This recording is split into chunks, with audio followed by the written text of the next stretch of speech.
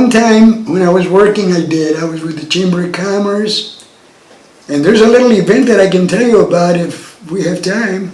I received a call. There used to be a doctor in town, older gentleman, and his name was Dr. John K. Schaefer, okay? And so he called me and asked me if I would be available to go to lunch with him. And I didn't know what the occasion was, and I agreed.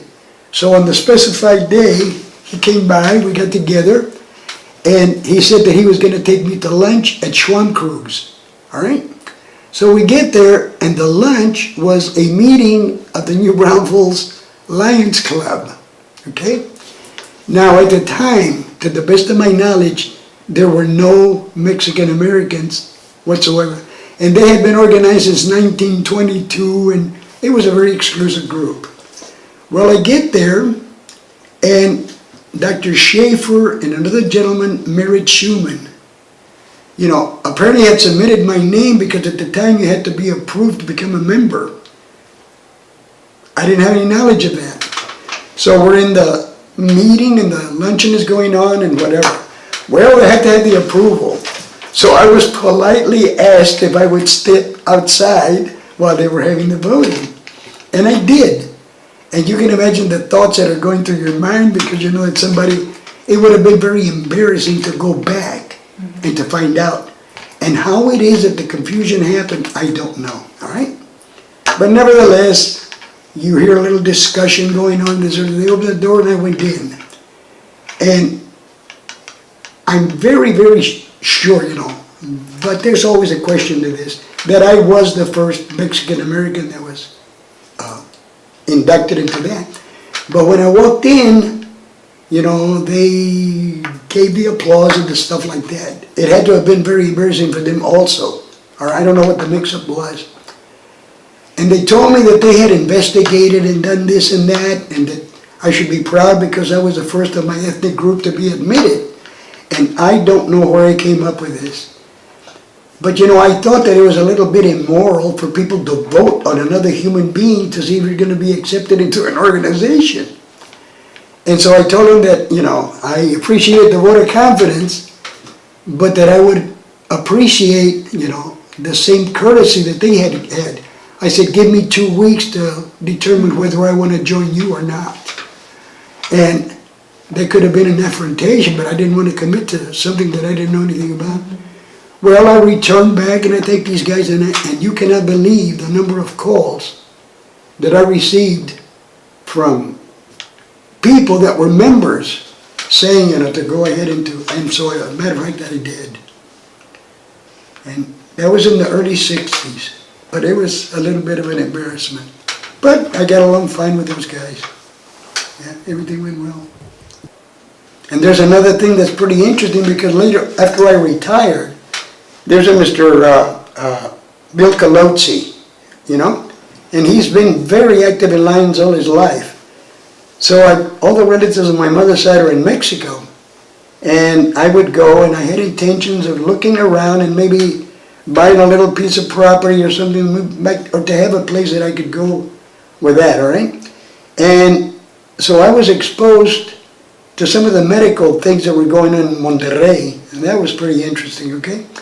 But they had the clinics that were sponsored by the Lions, specifically, with the eye glasses and things like that, but they also provided some other clinical services. And I talked to the doctor who was in charge, and I had a number of microscopes that had been left over when the equipment was replaced, and I told him I had those. And then I spoke with Mr. Calozzi, and he says, oh man, we'd love to brother with a club someplace. They had some extra money for that. So I go back with what I thought were very good news. And unfortunately, the people in Mexico, they kept the name, but they weren't international. And the thing was that the club, whatever dues they collect, there's a certain amount that has to be sent back to the international group so that they can maintain. These guys hadn't done that. And so consequently didn't qualify. And the help that the club was trying to do for those guys in Monterrey and the microscopes, it was a different world. Yeah. So they couldn't do it then? You couldn't do it, no, because, the decision was made that they couldn't because they were not Lions Club International. Yeah. There's always little bureaucratic things that come up, you know?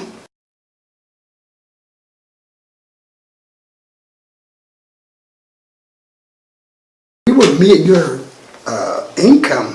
Dad did all right and that sort of thing, but he was a laborer. Later on, he actually ran a business in New Braunfels, which was a Dierks filling station. The property is on the corner of South Seguin and Nacogdoches. I think now it's appraisal district offices, I believe.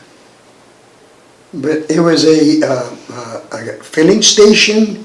Next door to it was a convenience store, and behind the property were some areas where people from up north would come down and spend the winters. One of the really early winter, yes. And the owners were Mr. and Mrs. Harry Dierks. And very, very nice people, so Dad went to work for him a while, and then I guess he proved that he was able to manage or run the place, so they gave him pretty much authority to do that. But that was, of course, after I came back, yeah, about at the same time. And then things went a little better, yeah. But the economics of it, yeah. And they were delighted. They would do anything that they could. But then the tendency was, I came back, and when I started, all the time that I was interning, and perhaps the first year, because after I was here a year, I was married. Whatever I earned at the hospital, I turned it back to them. And, everybody helped out. So it worked out well, yeah. Were they worried that you were going so far away to school? It was a concern. Yeah, it was a concern, yeah. But let me tell you something interesting about my mom. Later on, boy, that was something that just completely escaped me. Dad had retired, was about getting ready to retire, in the early 70s. And there was a lady who was the principal at the Booker T. Washington School. She was a teacher, Mrs. Harper, Ruth Harper, okay? And I don't know how it happened, but she and Mom got together and they started organizing a senior citizens group. I don't think one before that was there. Now, Mom could not speak more than 3 words in English, and Mrs. Harper couldn't speak more than 3 words in Spanish. And so little by little they went out, and Mom got some of the ladies, Hispanics, and it turned out to be a very successful thing that made it very pleasant for all these ladies. And with Mrs. Harper's direction, I guess it must have been, they organized and they had their meetings. Ultimately, they went over to the senior citizen place. But what this group of ladies would do is they would go to nursing homes and they would play Mexican bingo games with the residents. And the prize that they would have was fruit and that sort of thing. And it was, really worked out very, very well for them. So that was the reputation that my mom had. Dad had to have been, I think Dad retired in 72, 72, and then Mom died in 86. So all the way up to the 80s, early 80s.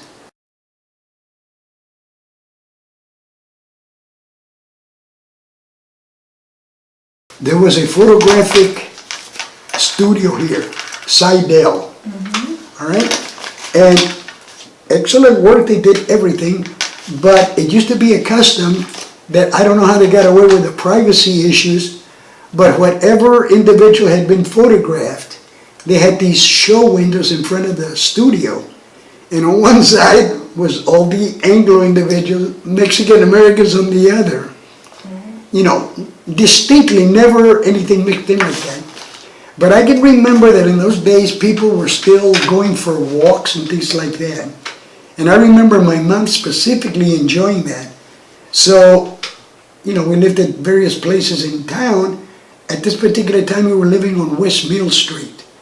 And Dad would park the car in front of the studio. We would get up and look around like it was a show window, But no one ever said anything about it. It was just a given that it was all acceptable. So it worked out. There was a lot of peace in the community, you know. If anybody would have done that later on, you can imagine what the reaction of people would be. And I guess rightly so. But nevertheless, that tranquility was a very good thing to have. You know, everybody seemed to get along well enough. It was on an individual basis.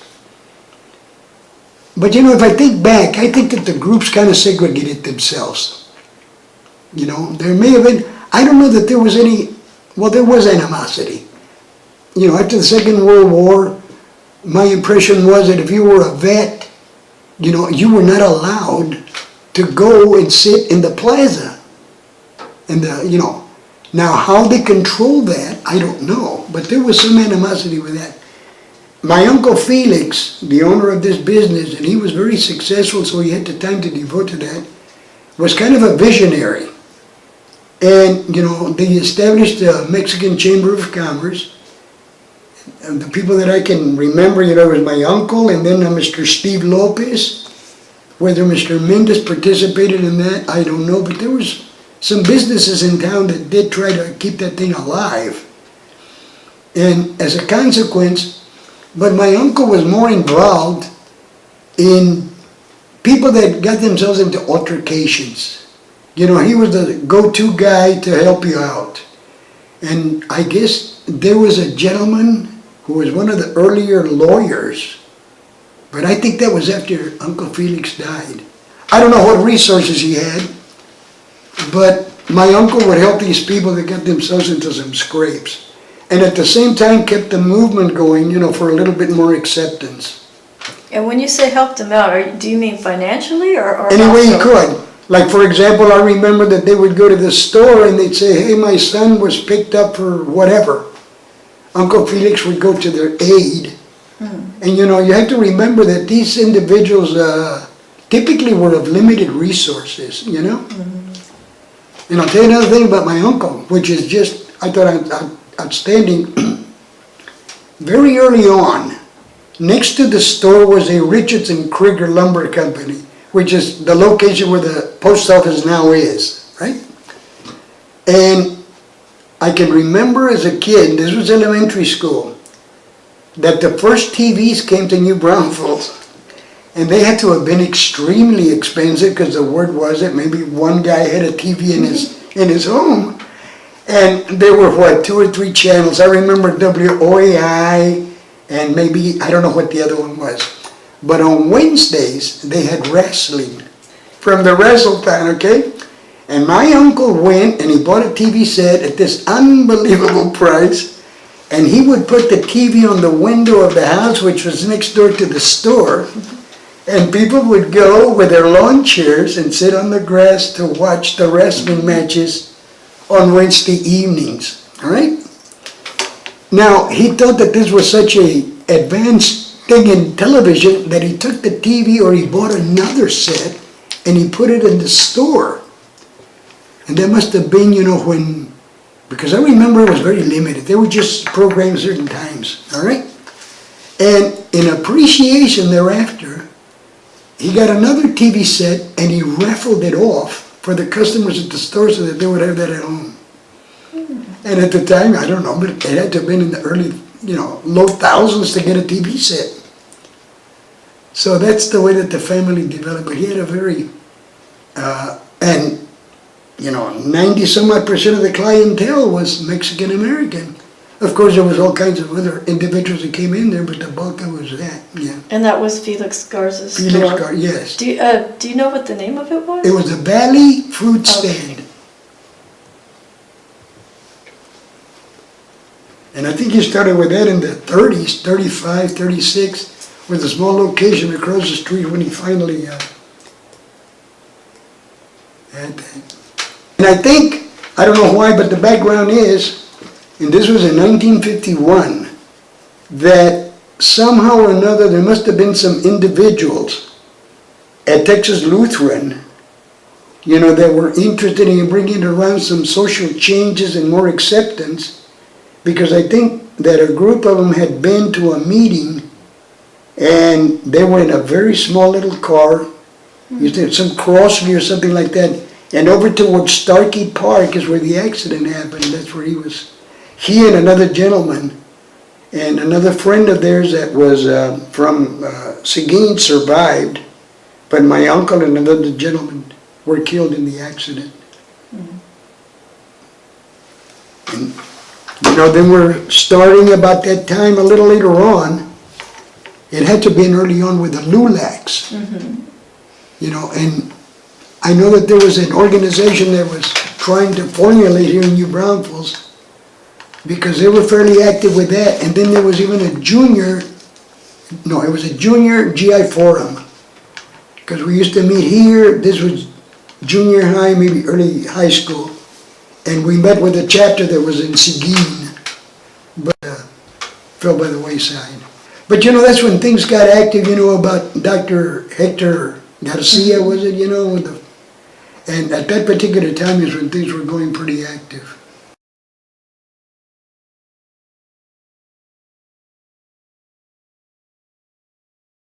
Well, I have an appreciation, I really enjoy history, all right? And, the only thing that you want is the accuracy of the events to be maintained. As in anything else, to have some accuracy. And for people to be able to identify what happened or what is the consequence of some action that was taken, with clarity and a certain degree of accuracy. Many times, word of mouth, you either exaggerate or take away from it, so then the actual event tends to be distorted. And that causes a problem. But, throughout history, even the documented, really well-written things leave a little bit of leeway for the accuracy not to be there. Yeah. And I guess the only reference I'm making to that is that I had at one time, I would be in a group of some sort, and the newer, younger members would be participating and something would come up. Like, for example, coming from the top of my head, where was First Federal Savings and Loan located? And they would speak with the authority of anything, of professorial authority, and having lived here at the time, you knew that they were in error, and that's the thing that you always worry about, that distortion that tends to happen.